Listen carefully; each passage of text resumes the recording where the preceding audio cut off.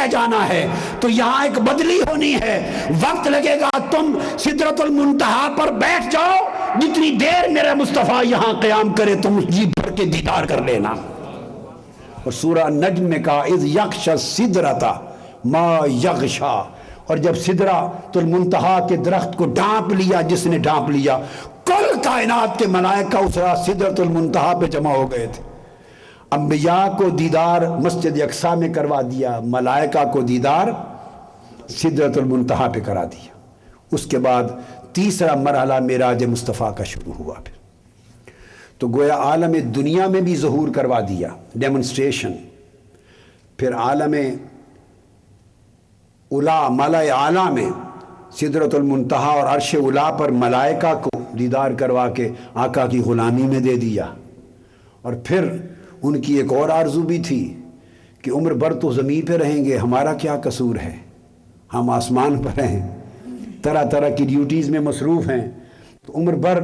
حضور کی امت دیدار بھی کرتی رہے گی اور مدینہ پاک بھی جاتی رہے گی اور صلاۃ و سلام بھی بھیجتی رہے گی، ہم کیوں محروم رہ گئے؟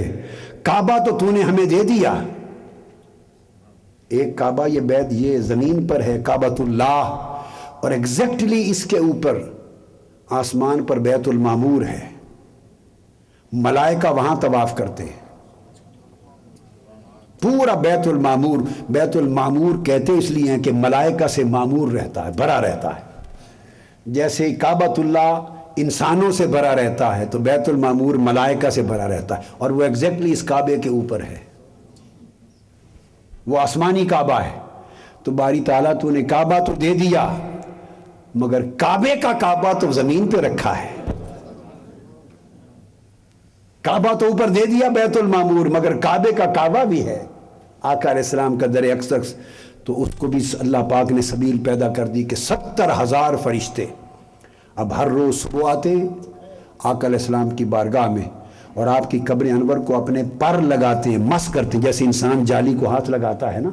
ہمیں تو ادب کے لیے نہیں لگاتے، مگر ملائکہ تو نور ہیں، وہ اپنے پر مس کرتے ہیں حضور کی قبر انور کو اور درود و سلام پیش کرتے ہیں۔ 70,000 ملائکہ دیدار مصطفیٰ کے لیے صبح آتے ہیں اور 70,000 ملائکہ شام کو آتے ہیں۔ ہر روز دستہ تبدیل ہوتا ہے 1,40,000 ملائکہ کا، اور 70,000 کا ایک گروہ جو ایک بار آتا ہے قیامت تک اسے دوبارہ باری نہیں ملتی، قیامت تک آتے رہیں گے، 70,000 صبح 70,000 شام۔ اور حدیث پاک میں آتا ہے کہ جس دن قیامت بپا ہوگی تو یوم قیامت آقا علیہ السلام جب قبر انور سے باہر تشریف لائیں گے، بعثت ہوگی آپ کی قیامت کے دن باس، اس دن بھی 70,000 ملائکہ کے جرمٹ میں حضور باہر نکلیں گے، 70,000 فرشتوں کے جرمٹ میں نکلیں گے۔ وہ بات سمجھ میں آتی ہے کہ وہ 70,000 ملائکہ جن کے جرمٹ میں نکلیں گے وہ وہی خوش نصیب ہوں گے جن کی اس دن ڈیوٹی تھی قبر انور کے طواف کی اور زیارت کی۔ تو اس دن بعث کا وقت ہوگا تو ان کے 70,000 فرشتوں کے جرمٹ میں نکلیں گے۔